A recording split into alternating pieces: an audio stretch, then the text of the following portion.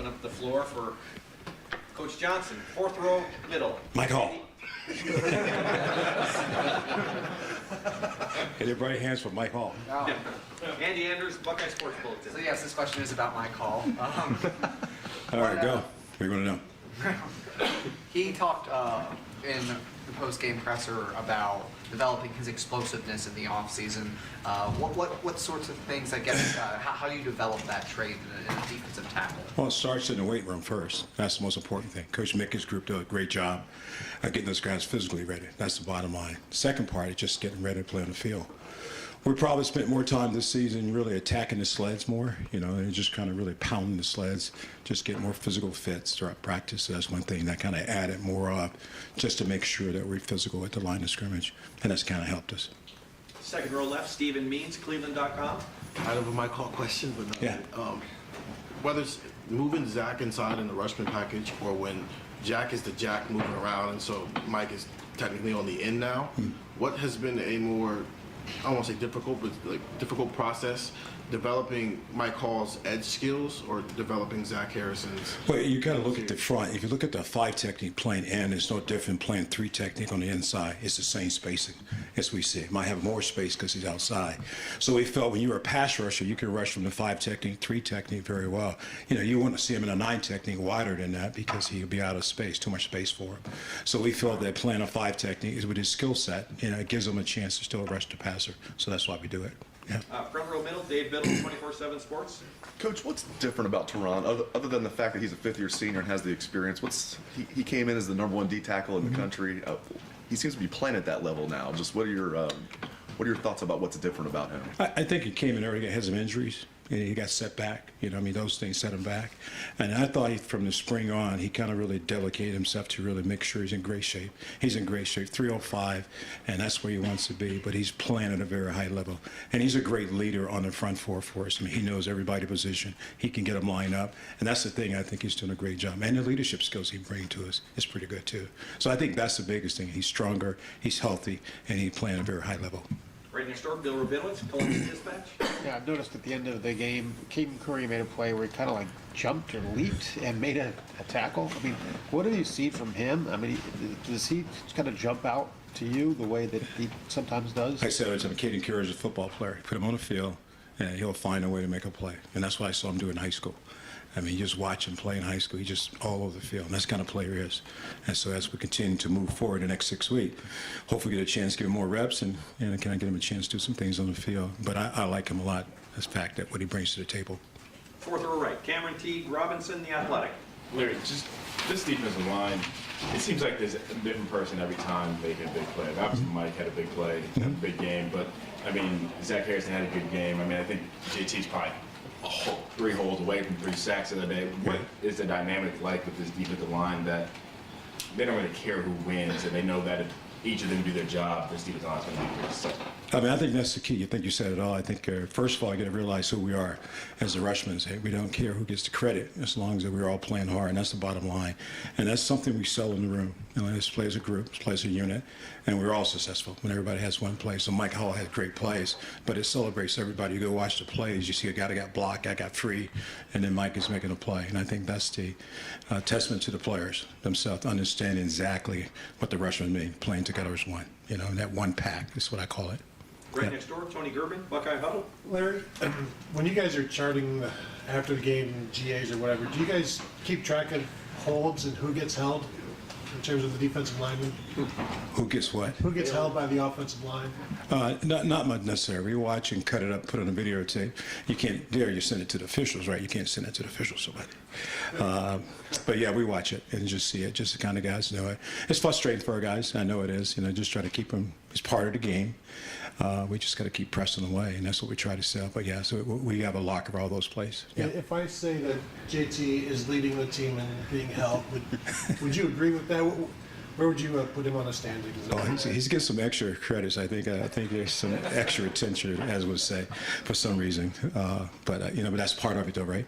It really is. And then you look at the game, look at the play, and you worry about the defensive end. So you start tripling, you start doubling, and when you start doing that, you turn somebody in loose one-on-one, and that's why the matchup's pretty good for us. Before you'd have one defensive end was really good, and you might have another guy, then they double, you got nothing. So now when you decide to chip both ends, you turn two guys loose on the inside one-on-one. Maybe the center slide to one guy, but you leave one guy one-on-one, and we count on that one-on-one to win for us. Deep left, Brendan Gulick, Buckeyes Now on Sports Illustrated. Hey, Coach, thanks for spending some time with us. I want to ask you just about hand fighting. Who in your group do you think is really excelling at shedding offensive linemen because they're really good with their hands? I think Teron does a great job. Teron does a really great job of getting off blocks real fast.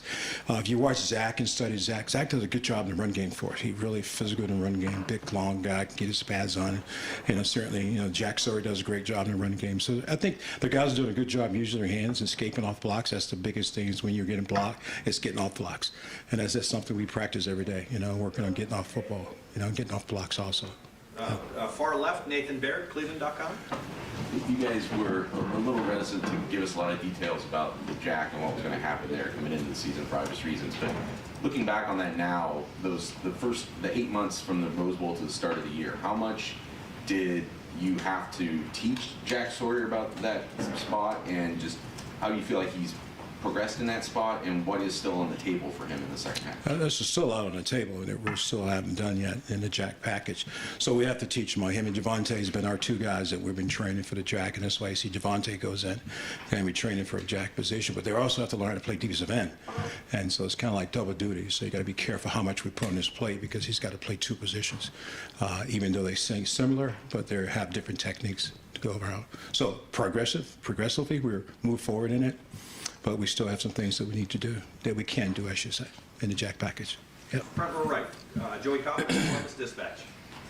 Larry, is there any sort of frame of reference for what Mike Hall did on Saturday to have 2.5 sacks and like 7 snaps every red play with a more efficient game? Okay, so let's break down Mike Hall. All right. So Mike Hall has been injured. He was hurt, and so the game plan was to limit his reps just so we can get him through the bye week and get him healthy.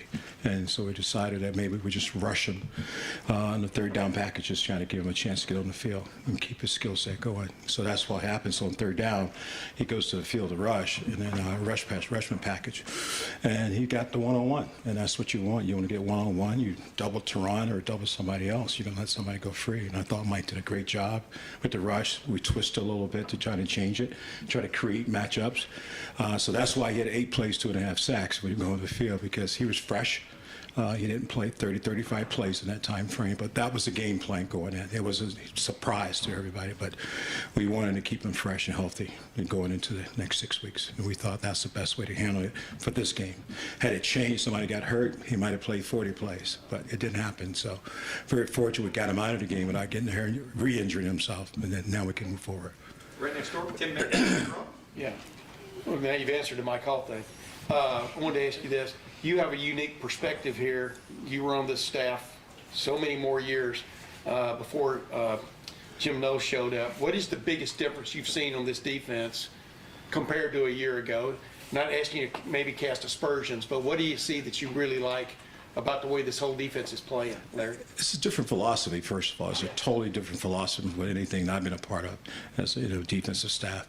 You're talking about a guy who can move the yardstick, can move the bodies, can put guys in great position to make plays. And I think that's what he does well. He can see the game very well from up top. He can call a great game. And I think that's the biggest thing. We're playing at a high level because you know what you're doing faster. You do it faster. But this is a different scheme because I can't compare it to last year or a year before because it's a whole different scheme. But in other words, what you're saying is y'all are more place specific. I mean, explain that when you talk about guys being able to move faster and stuff. And the key is when you know what you're doing in your position and you do it over and over again, you play faster, right? That's the key of doing your job.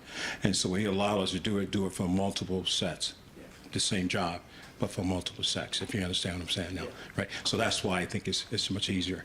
It's hard for you to know where I'm going to line up at every single time if I move the stick every now and then. And I think that's what our coach does a great job of changing what we're doing, changing our technique and how we play it. So that's different, totally Does different. Michael have a great get-off? It does. Yeah. We've got time for just a couple more. Front row right, Austin Ward, Rivals 97.1.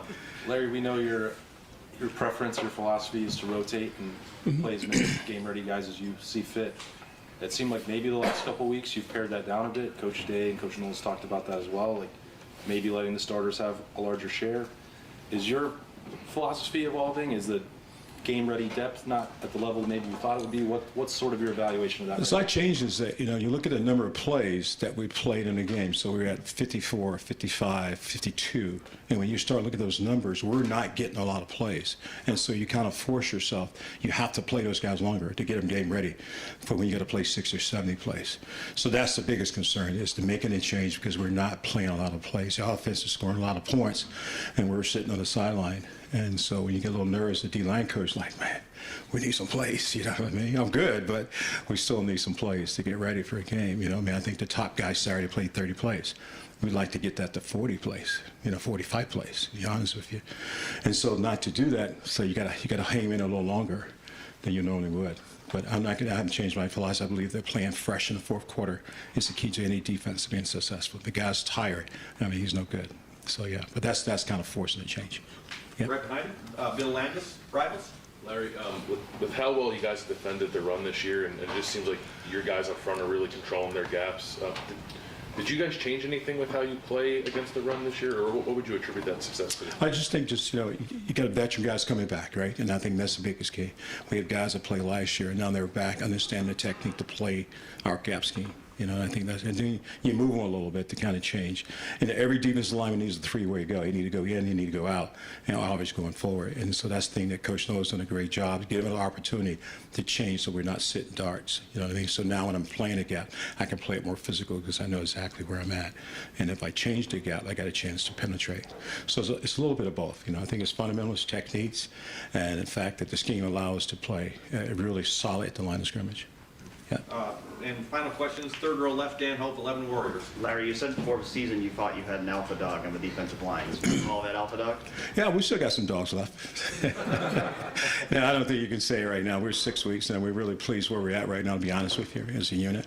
And as a defense, I think the 6 weeks would kind of determine who that guy's going to be. There's some front runners, but I hate to say right today who's the alpha dog. I guess I hope a couple more dogs can run in the pack. That's what I'm hoping. Yeah. Coach, thank you very much. Appreciate it. Thanks, guys. Thanks, Larry.